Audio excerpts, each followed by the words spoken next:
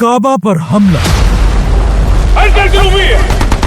Up to 500 militants attacked the Grand Mosque. एक झूठा मेहदी, एक ऐसा वाकया जिसने पूरी दुनिया को हिला कर रख दिया, shaking the Saudi regime to its core. लेकिन ये कोई पहली दफा नहीं था कि किसी ने काबा पर हमला किया हो। इससे पहले भी काबा पर कई हमले हो चुके हैं, और सबसे अजीब बात यह है कि काबा पर सबसे ज्यादा हमले मुसलमानों ने खुद किए हैं। काबा पर पहला हमला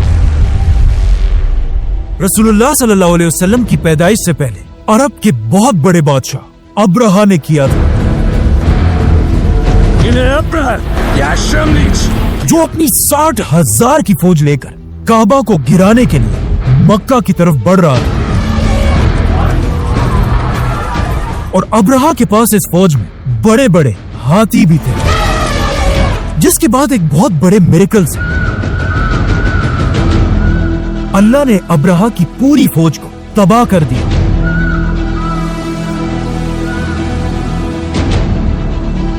और काबा को बचा लिया, जिसे हम पहले ही एक्सप्लेन कर चुके हैं। अब अब्राहा तो इस पूरे हमले में काबा को कोई नुकसान नहीं पहुंचा पाया, लेकिन काबा पर दूसरे हमले में पहली बार काबा को आग लगा दी गई। और जिस बंदे ने काबा पर यह हमला किया उसे हम सब बहुत अच्छी तरह जानते हैं, और उसका नाम था यजीद।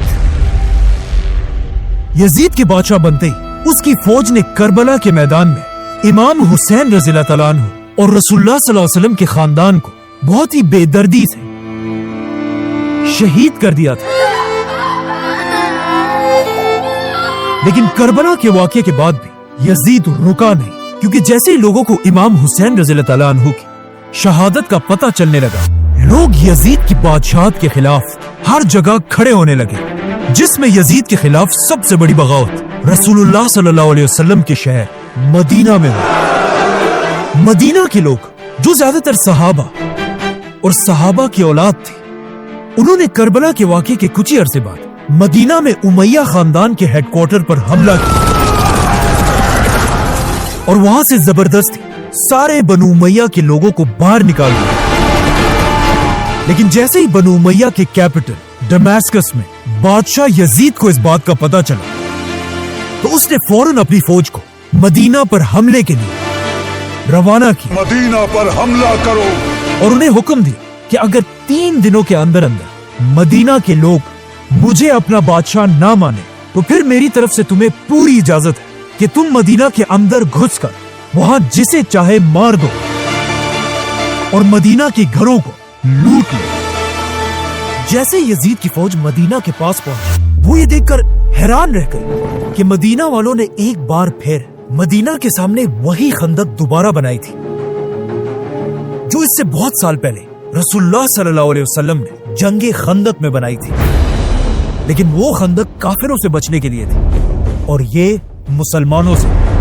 लेकिन इस बार यजीद की फौज से मदीना की खंदक मुसलमानों को नहीं बचा सकी, जिसके बाद यजीद की फौज ने मदीना में घुसकर 3 दिन तक सहाबा और उनके बेटों का कत्ले-आम किया। और यजीद के हुक्म से मदीना में सहाबा के घरों को लूट लिया। और कुछ किताबों में तो यहां तक लिखा है कि यजीद की फौज ने मदीना में कुछ औरतों का रेप भी किया। यजीद के इस जुल्म से मदीना से कुछ लोग अपनी जान बचाकर मक्का की तरफ भाग गए, जहां उस वक्त एक बहुत बड़े सहाबी अब्दुल्लाह बिन जुबैर रज़ियल्लाहु तआला अन्हु भी यजीद के खिलाफ खड़े हुए थे और उन्हें खलीफा मानने से इनकार कर दिया था। तो अब रसूलुल्लाह सल्लल्लाहु अलैहि वसल्लम के शहर मदीना को तबाह करने के बाद भी यजीद को कोई शर्म नहीं है, और उसने दोबारा अपनी फौज को हुक्म दिया कि अब मदीना से मक्का की तरफ जाओ और वहां उस बड़े सहाबी अब्दुल्लाह बिन जुबैर को पकड़कर मार दो। लेकिन मक्का पर कब्जा करना कोई आसान काम नहीं था। मक्का में अब्दुल्लाह बिन जुबैर रज़ियल्लाहु अन्हु अपने साथियों के साथ मक्का को डिफेंड करने के लिए बहादुरी से खड़े थे। यजीद की फौज 40 दिन तक मक्का पर हमला करती रही, لیکن آخر انہیں سمجھ آ گئی کہ ہم تلواروں کے ساتھ تو ان سے کبھی نہیں جیت سکتے، تو انہوں نے تلواروں کو چھوڑ کر اپنے توپوں کو آگے کیا اور پہلی بار مکہ پر گولے برسانے لگے، اور تاریخ میں پہلی بار مکہ جیسی ہولی سٹی پر بمباری ہونا شروع ہوئی، یہاں تک کہ کچھ بڑے بڑے پتھر سیدھا کعبہ کو بھی لگے۔ لیکن اس ساری بمباری کے بعد یزید کی فوج مکہ پر قبضہ نہیں کر سکی۔ آخر ایک رات جب مکہ والے اپنے کیمپس میں سو رہے تھے، یزید کی فوج سے ایک بندہ رات کے اندھیرے میں آگے بڑھا اور اپنی تیر کو آگ لگا کر اسے مسلمانوں کے کیمپ پر فائر کر دیا۔ یہ تیر سیدھا جا کر مسلمانوں کے کیمپ پر لگا اور وہاں ایک بہت بڑی آگ لگی۔ لیکن اب مسئلہ یہ تھا کہ جس کیمپ میں آگ لگی تھی وہ کعبہ کے بالکل قریب تھا، اور مکہ کے ڈیزرٹ میں رات کی تیز ہواؤں کی وجہ سے یہ آگ آہستہ آہستہ کعبہ کے خلاف کی طرف جانے لگی، اور اس طرح تاریخ میں پہلی بار پورا کعبہ جلنے لگا۔ کافی ٹائم تک کعبہ اسی طرح جلتا رہا اور سارے مسلمان یہ منظر دیکھ کر حیران کھڑے تھے۔ یہ سب کچھ آف کورس یزید کی وجہ سے ہوا تھا، لیکن یہ یزید کی زندگی کی آخری بڑی غلطی تھی، کیونکہ جیسے ہی کعبہ پر آگ لگی اس کے کچھ ہی دنوں بعد یزید بن معاویہ مر گیا اور اس کی فوج مکہ پر قبضہ کیے بغیر ہی واپس چلی گئی۔ اب یزید کی فوج تو چلی گئی، لیکن کعبہ کی دیواریں بالکل جل چکی تھی اور کعبہ بہت ہی کمزور ہو چکا تھا۔ لیکن عبداللہ بن زبیر نے کعبہ کی بلڈنگ کو فوراً ٹھیک نہیں کیا تاکہ پوری دنیا کے مسلمان خود مکہ آ کر یزید کی اس بے شرمی کو اپنی آنکھوں سے دیکھیں کہ اس نے کعبہ کے ساتھ کیا کیا ہے۔ اب جب حج کے لیے مسلمان مکہ میں جمع ہوئے، ان کے دلوں میں بنو امیہ خاندان کے لیے غصہ بڑھنے لگا۔ عبداللہ بن زبیر کعبہ کے سامنے کھڑے ہوئے اور مسلمانوں سے پوچھا کہ ہمیں کعبہ کے ساتھ کیا کرنا چاہیے، جس پر کچھ لوگوں نے کہا کعبہ کو اسی طرح چھوڑ دینا چاہیے۔ لیکن عبداللہ بن زبیر نے کہا نہیں، کتنی عجیب بات ہے کہ جب ہم میں سے کسی کے گھر کو آگ لگے تو ہم اسے ضرور ٹھیک کریں گے، لیکن اب جب اللہ کے گھر کو آگ لگائی گئی تو ہم اسے ایسے ہی چھوڑ دیں۔ جس کے بعد عبداللہ بن زبیر نے خود کعبہ کو دوبارہ بنانا شروع کیا، اور کعبہ کو ایسا نہیں بنایا جیسا آج ہے، بلکہ کعبہ کے سائز کو بڑھا کر کعبہ کو اس طرح بنایا جیسے ابراہیم علیہ السلام نے بنایا تھا۔ یزید نے اپنی 3 سال کی حکومت میں 3 بڑے کام کیے تھے: کربلا، مدینہ پر حملہ اور کعبہ کو آگ لگانا۔ اور یزید کی انہی حرکتوں کی وجہ سے اب مسلمان بنو امیہ سے نفرت کرنے لگے تھے۔ یزید کے مرنے کے بعد اس کا بیٹا معاویہ نیا خلیفہ بنا، لیکن کچھ ہی عرصے کے بعد بیماری کی وجہ سے وہ بھی فوت ہو گیا۔ لیکن یزید کا یہ بیٹا اتنا زبردست لڑکا تھا کہ اس نے اپنے مرنے سے پہلے اعلان کر دیا تھا کہ میں اپنے بعد کسی کو خلیفہ نہیں بناؤں گا، مسلمان خود ہی اپنا نیا خلیفہ چوز کرے۔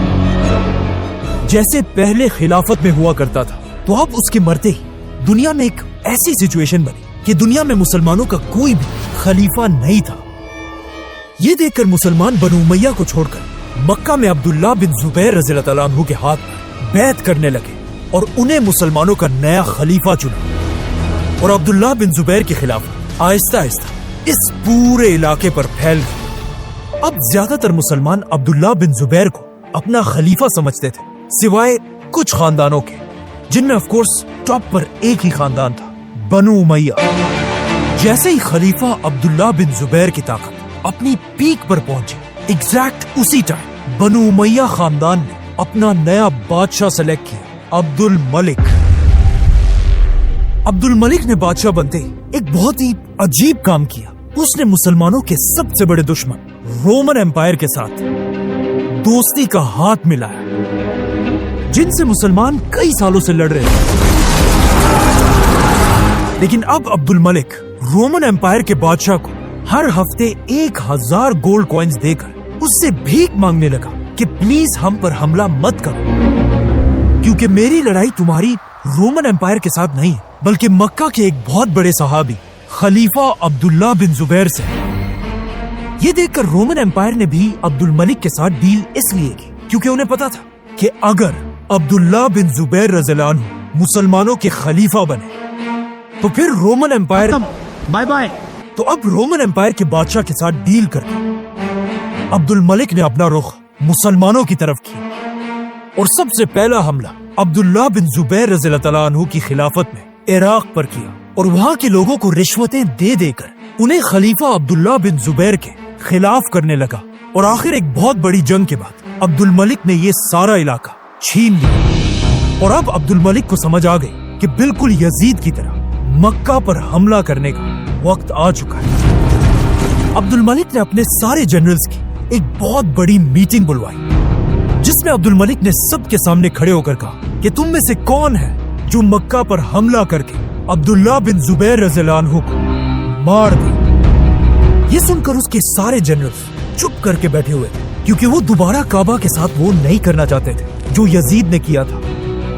تو عبد الملک نے دوبارہ پوچھا کہ کوئی ہے جو ہماری بادشاہت کے لیے مکہ پر حملہ کرے, لیکن پھر بھی پورے ہال میں خاموشی تھی. آخر عبد الملک کے ایک جوان جنرل نے اپنا ہاتھ اٹھایا. بادشاہ سلامت, میں مکہ پر حملہ کروں گا کیونکہ میں نے خواب میں دیکھا ہے کہ میں نے عبداللہ بن زبیر رضی اللہ عنہ کو پکڑ کر اس کی کھال اتار دی. عبد الملک کے اس بے شرم جنرل کا نام ہم سب نے بچپن سے سنا ہے اور اس جنرل کا نام تھا حجاج بن یوسف. عبد الملک حجاج کی یہ باتیں سن کر بہت خوش ہوا اور حجاج بنو امیہ کی فوج لے کر فل سپیڈ مکہ کی طرف بڑھنے لگا اور مکہ کو ہر طرف سے گھیر لیا. اینڈ اگین حجاج بھی عبداللہ بن زبیر رضی اللہ عنہ سے تلواروں کے ساتھ جنگ نہیں کر سکا تو حجاج نے بھی مکہ کے پہاڑوں پر اپنے توپوں کو کھڑا کیا اور مسجد الحرام پر بمباری شروع کی. حجاج نے مکہ کی مسجد پر اتنے پتھر برسائے کہ ایک پتھر سیدھا جا کر کعبہ کو لگا. کہا جاتا ہے جیسے یہ پتھر کعبہ کو لگا آسمان میں بجلی کھڑکنے لگی. یہ دیکھ کر حجاج کی فوج میں خوف پھیل گیا اور فوجیوں نے اللہ کے عذاب سے ڈر کر اپنے توپوں کو روک دیا اور جنگ سے پیچھے ہٹنے لگی. یہ دیکھ کر حجاج خود آگے بڑھا اور اپنے ہاتھوں سے پتھر اٹھا کر توپ میں رکھا اور دوبارہ کعبہ پر بمباری کرنے لگا اور اپنی فوج سے کہا کہ ڈرو مت, ان بجلیوں کا مطلب ہے کہ اللہ ہمارے ساتھ ہے. یہ دیکھ کر اس کی فوج بھی آگے بڑھ اور دوبارہ کعبہ پر 5 توپوں سے حملہ کرنے لگے.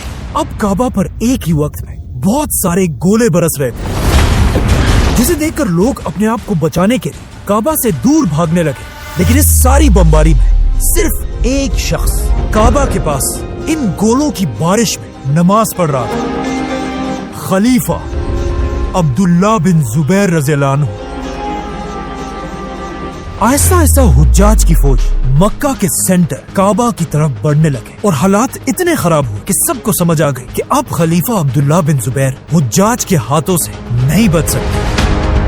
جسے دیکھ کر بہت سارے لوگ خلیفہ عبداللہ بن زبیر کو چھوڑ کر بادشاہ عبد الملک کی سائڈ پر جانے لگے اور عبداللہ بن زبیر اپنے کچھ ہی ساتھیوں کے ساتھ خلافت کو بچانے کے لیے کھڑے رہے.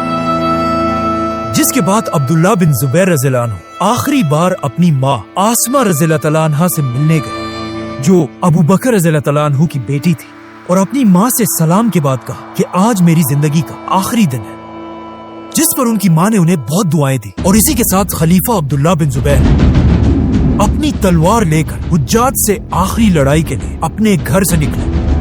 لیکن آف کورس کچھ ہی دیر میں حجاج کی فوجوں نے عبداللہ بن زبیر رضی اللہ عنہ کو شہید کر دیا.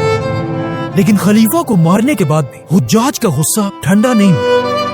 اس نے عبداللہ بن زبیر کا سر کاٹ کے اسے بنو امیہ کے بادشاہ عبد الملک کی طرف ایک گفٹ کے طور پر روانہ کیا اور عبداللہ بن زبیر کے جسم کو مکہ کے ایک کھمبے پر الٹا لٹکا دیا تاکہ سارے مسلمان یہ بات اچھی طرح جان لیں کہ بنو امیہ کے خلاف بغاوت کرنے کا انجام کیا ہوگا. جس کے بعد حجاج نے حکم دیا کہ عبداللہ بن زبیر کی ماں اسمہ بنت ابو بکر کو بالوں سے گھسیٹ کر میرے پاس لایا جائے. لیکن جب وہ نہیں آئی حجاج خود ان کے پاس گیا اور ان سے کہا کہ دیکھا آپ نے کہ میں نے آپ کی گمراہ بیٹے کو کیسے قتل کیا. تو انہوں نے جواب دیا کہ ہاں تم نے میرے بیٹے کی دنیا تباہ کر دی اور اس نے تمہاری آخرت۔ اس طرح جو خلافت پہلے خلیفہ ابو بکر رضی اللہ تعالیٰ عنہ کے ساتھ شروع ہوئی تھی وہ آج انہی کے نواسے عبداللہ بن زبیر رضی اللہ عنہ کے ساتھ ختم ہو گئی۔ اب چاہیے تو یہ تھا کہ بادشاہ عبد الملک کعبہ پر بمباری کرنے کی وجہ سے حجاج کو کوئی تو سزا دیتا، لیکن نہیں، کعبہ پر بمباری کے بعد عبد الملک نے حجاج کو سزا دینے کے بجائے اسے پورے عراق اور ایران کا گورنر بنا دیا۔ جانے سے پہلے حجاج نے کعبہ کو گرا کر اسے دوبارہ پرانے اسٹائل میں بنایا اور آج تک کعبہ اسی طرح کھڑا ہے۔ مطلب بنو امیہ نے صرف 10 سال کے اندر کعبہ پر 2 بڑے حملے کیے تھے، لیکن اگلے 300 سال تک کسی نے بھی کعبہ پر دوبارہ حملہ کرنے کی ہمت نہیں کی۔ آخر آلموسٹ 300 سال کے بعد کعبہ پر 4تھا بڑا حملہ ہوا کہ جب عرب میں ایک نیا ایکسٹریمسٹ فرقہ بنا اور انہوں نے اپنے کیپٹل بحرین سے اعلان کیا کہ دنیا میں ہمارا مہدی آ چکا ہے اور جو بھی ہمارے اس مہدی کو مہدی نہیں مانے گا اسے ہم مسلمان سمجھتے ہی نہیں۔ لیکن آف کورس اس وقت کی مسلمان سپر پاور عباسی خلافت نے ان کے مہدی کو نہیں مانا تو انہوں نے غصے میں آ کر مکہ پر حج کے دنوں میں حملہ کر دیا اور ہزاروں حاجیوں کو مار کر انہیں زمزم کے کنویں میں پھینک دیا۔ لیکن یہاں بھی وہ رکے نہیں، بلکہ انہوں نے کعبہ کے اندر گھس کر اسے لوٹنا شروع کیا۔ انہوں نے کعبہ کا دروازہ اور ایون حجر اسود کو بھی چوری کر لیا اور اسے لے کر واپس اپنے کیپٹل بحرین لے گئے۔ اور یہ اتنی عجیب بات تھی کہ اگلے 22 ایئرز تک حجر اسود کعبہ میں نہیں بلکہ انہی لوگوں کے پاس تھا، اور 22 سال تک لوگ بغیر حجر اسود کے کعبہ کا طواف کرتے تھے۔ لیکن بالکل بنو امیہ کی طرح عباسی خلافت کو بھی کعبہ کی کوئی پرواہ نہیں تھی اور وہ حجر اسود کو چھوڑ کر اپنی عیاشیوں میں گم تھے۔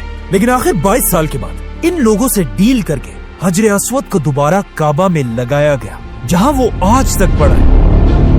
اب یہ تو تھی 1000 سال پرانی بات ہے، لیکن کعبہ پر آخری حملہ آج سے صرف 50 سال پہلے ہوا جب سعودی عرب میں ایک نیا بادشاہ بنا، شاہ فیصل۔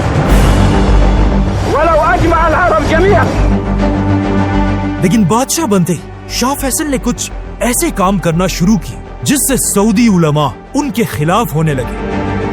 شاہ فیصل نے سعودی میں لڑکیوں کے اسکول بنائے، یونیورسٹیز بنائے اور ایون سعودی کا پہلا ٹی وی چینل بنایا۔ لیکن سعودی علماء اس زمانے میں ان ساری چیزوں کو حرام سمجھتے تھے، تو سعودی علماء آہستہ آہستہ لوگوں کو شاہ فیصل کے خلاف بھڑکانے لگے اور ہر جگہ فیصل کے خلاف پروٹیسٹ ہونے لگے۔ لیکن فیصل تھا، اس نے ان کی ایک بھی بات نہیں مانی۔ لیکن پھر بھی یہ علماء فیصل کے خلاف کبھی بھی بغاوت نہیں کرنا چاہتے تھے، لیکن ان کے کچھ ینگ سٹوڈنٹس کے ذہنوں میں سعود خاندان کے خلاف بغاوت کرنے کی آگ بھڑکنے لگی تھی، اور بادشاہ فیصل کے شہید ہوتے انہی کے ایک ینگ سٹوڈنٹ جوہیمان اپنے ساتھیوں کے ساتھ سعود خاندان کے خلاف بغاوت کرنے کی تیاری کر رہا تھا۔ اسے بس اب ایک موقع کا انتظار تھا اور آخر اسے یہ موقع مل گیا۔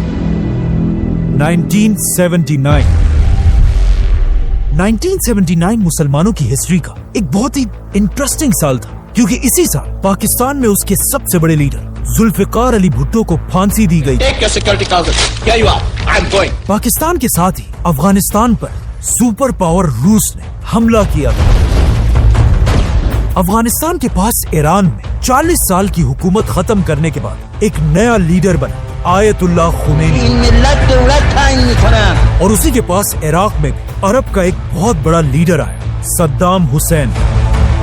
اب جب دنیا میں اتنا سب کچھ ہو رہا تھا تو ان سعودی اسٹوڈنٹس نے بھی سوچا کہ یہی وقت سعودی حکومت کو گرانے کا، جس کے بعد انہوں نے ایک بہت ہی خطرناک پلان بنایا۔ اچانک ایک بالکل نارمل عام سے دن جب مکہ کی گرینڈ مسجد میں امام فجر کی نماز پڑھا رہا تھا، جوہیمان آگے بڑھا اور کعبہ کے امام سے مائک چھین کر اعلان کیا، اے دنیا کے مسلمانوں، ہم سب کو جس کا بے صبری سے انتظار تھا وہ مہدی آ چکا ہے، اور وہ آج یہیں پر ہم سب کے ساتھ کھڑا ہے، جس کا نام ہے محمد بن عبداللہ۔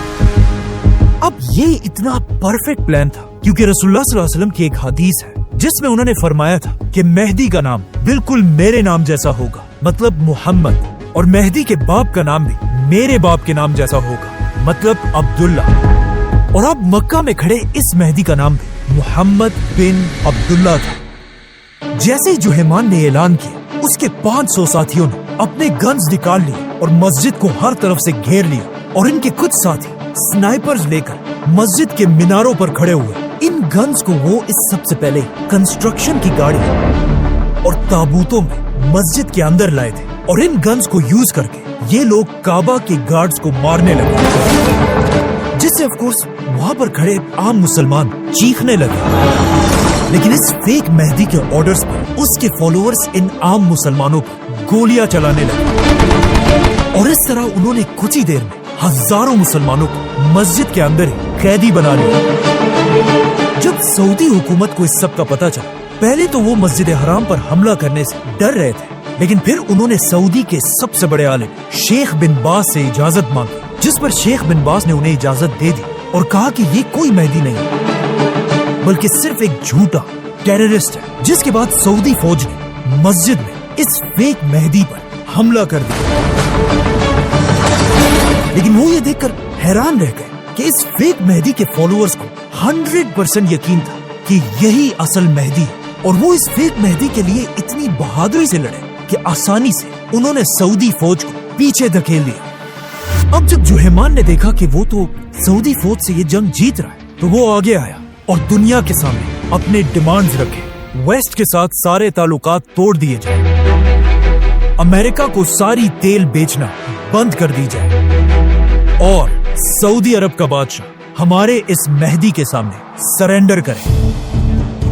اب جب جوہیمان نے سیدھا سپر پاور امریکہ کو دھمکیاں دی، امریکہ نے غصے میں آ کر یہاں پر ایک بہت بڑی غلطی کی۔ امریکہ نے اعلان کیا کہ یہ سارا حملہ صرف جوہیمان نہیں کر رہا، بلکہ یہ ایک بہت بڑی